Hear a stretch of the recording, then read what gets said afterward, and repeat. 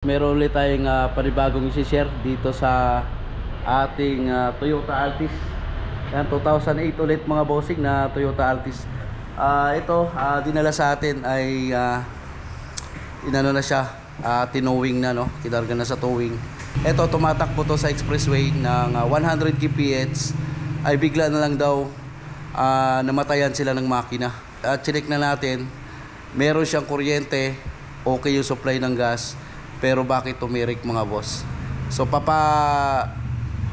ipapakranking ko ngayon, paparinig ko sa inyo kung ano nangyari dito sa Toyota Altis natin. Hindi naman nag-overheat, okay rin yung langis, yung engine oil natin ay hindi naman natuyuan. So bagong PMS nga ito mga bossing, pero bakit nangyari yung mga ganon na tumirik, may supply ka ng gas at may supply ka rin ng kuryente.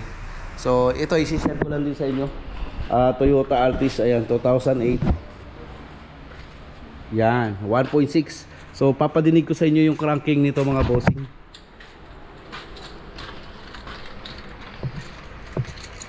Yan, panibagong share natin pagkatapos natin dun sa isang Toyota Altis na hindi mapababa yung minor, no? So ito na naman panibago, tumirik ito sa takbo. Ayan,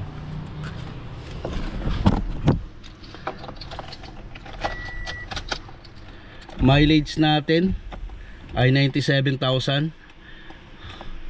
Ayan yung mileage. So start natin, pakinggan nyo mga boss kung anong nangyari dito sa Toyota Altis. Oy, mahina ayun, mahina, mukhang maluwag yung battery. So check natin yung battery. So ngayon ginawa natin, pinalitan muna natin ng battery, baka humina yung sa hazard nila mga boss nung tumirik. So sinalpakan natin ng ibang battery. Start na natin.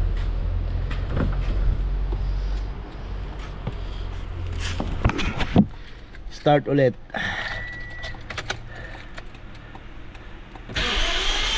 Yun, narinig nyo yung ganang starting? Ayan, no? Oh, walang compression mga boss. Ganyan siya. Ganyan ang nangyari dito sa Toyota Altis natin na 2008. So walang overheat, hindi natuyuan ng langis, bigla na lang tumirik, no? Biglang namatayan ng makina. So ngayon kung tatanungin nyo, baka walang supply ng fuel yan, meron pong supply ng fuel. Na check na namin to kanina.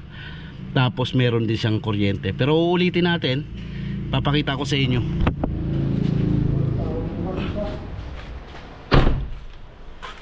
Ayan, humina na lang talaga yung battery niya. So kaya pinalitan natin. So dito, tingnan natin ha. Magbunot tayo ng isa. Yan, eto. Ayan, titingnan natin kung may supply yan. So ngayon, ayan na, may patester na tayo ng coil. Tingnan nyo mga boss. Start!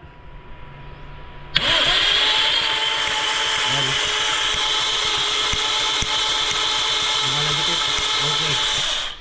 So kung pagmamasdan nyo mga bossing, yung cranking nya napakagaan. Ayun, nakita nyo naman may supply ng kuryente.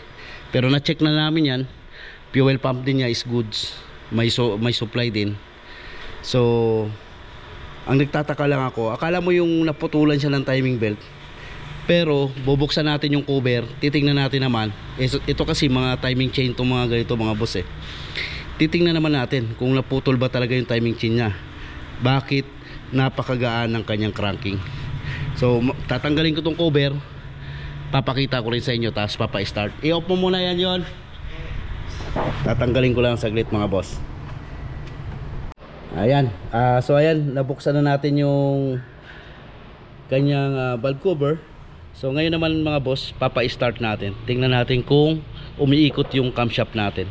Ayan, so kung sasabihin nyo naman langis, ayan, malinaw yung langis at marami po rito sa taas. Ibig sabihin, okay yung supply ng kanyang langis. So start mo nga kalyabe. Diba? Ayan, umiikot. Okay. So walang compression mga boss, ang gaan. Siyempre pag duda ka sa isang compression, Ano ba ang susunod natin gagawin? Siyempre, sasalangan natin ng compression test. Tanggalin mo yung mga spark plug doon. Andito yung ano, ratchet na hulog. So, papatanggal naman natin yung spark plug para masalangan natin ng compression tester. Ngayon naman, na-check na natin yung timing chain kung putol. So, hindi naman. Isusunod naman natin mga boss ay compression test kasi napakagaan po nung kanyang cranking. Ito pala ay followers natin si sir, nasa ibang bansa, kaya ni-request din sa atin na iba-vlog yung Altis niya para makita niya rin kung ano naging problema ng kanyang Toyota Altis. Yung anak niya kasi yung gumagamit nito. So papakita ko sa inyo. Ayun, nakasalang na ako ng compression tester. So titingnan natin isa-isa mga boss. Natanggal na pala yung spark plug niyan, pinatanggal ko.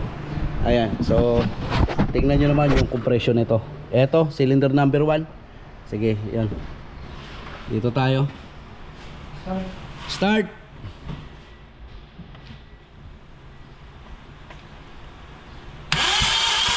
Oh, walang compression mga boss. Okay. So hanggang ano lang siya. Wala pang 20. O 15. Yan yung compression niya. Cylinder number 1 niya mga boss ha. So sa iba naman, salangan natin number 2.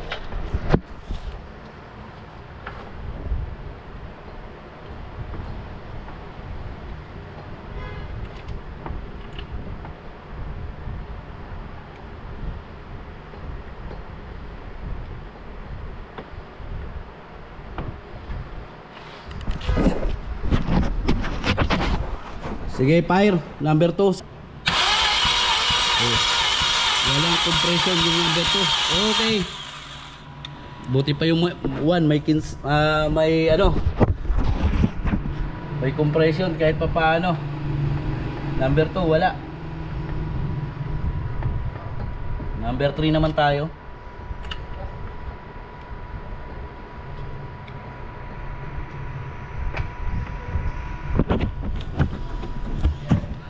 Okay, fire number 3, cylinder number 3. Oh.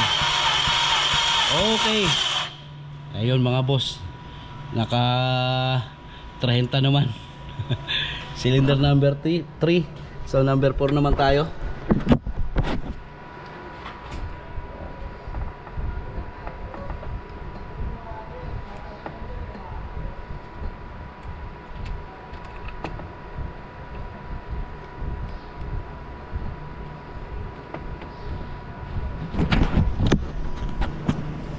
Sige, fire number 4. Oh.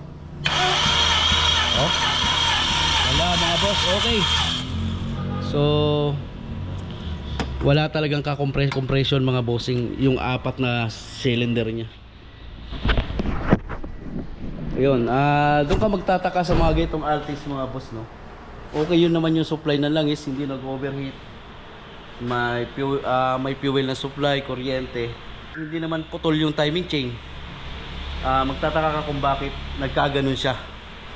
So ito yung panibagong isi-share natin. Bakit may nangyayaring ganitong problema na nagkakaroon ng loose compression sabay-sabay pa, no?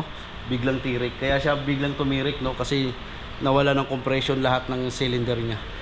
So isi-share ko sa inyo kung ano naging problema ng ating Toyota Altis. Yan nga, tulad ng sinabi ko, lahat po ng cylinder niya, mapa 1, 2, 3, 4, oy wala po siyang compression. Ayan. Pero ito mga boss, napansin ko, bagong sealant yung timing chain cover nito. Siguro napagawa na rin to. Hindi lang natin alam kung anong pinagawa ng una. Kasi mapapansin mo, sariwa pa yung mga ano niya, yung mga silicone or sealant dito sa timing chain cover. Hindi ko alam kung nagpalit na yung timing chain, dati ba siyang may oil sludge, parang ni-refresh yung engine. Ito kasi nabili lang ng followers natin tong Toyota Altis. Hindi ko lang alam kung gaano nakatagal sa kanila. Ayan. Pag mga itong loose compression, so i-check natin yung clearance dito. So na-check na namin to, yung mga clearance. Hindi naman siya tukod. Walang tukod mga bossing. Na-check na natin yan. Tiniming namin. So ang nagkakaroon ng loose compression ng mga ganito, maaaring singaw yung engine valve natin, or di kaya yung piston ring nagka-problema. So hindi naman siya tumalon din sa timing. Magaan yung cranking kasi nag-lose compression. So yun yung i-share ko sa inyo kung bakit nangyayari yung mga ganong problema. So panibagong troubleshooting to. Ay mga boss, gagawa tayo ng part 2 rito. Sa pagbuklat, papatanggal ko muna tong timing chain nya. Yan, didiscoveryhin natin kung wala bang naputol dito, kagaya nung ginawa natin ng unang Altis na nawala sa timing, no? Na sobrang taas ng idling, hard starting. Pero ito kakaiba, shutdown talaga yung makina, pero hindi putol yung timing chain. So ayan, gagawa tayo ng part 2 dito mga boss.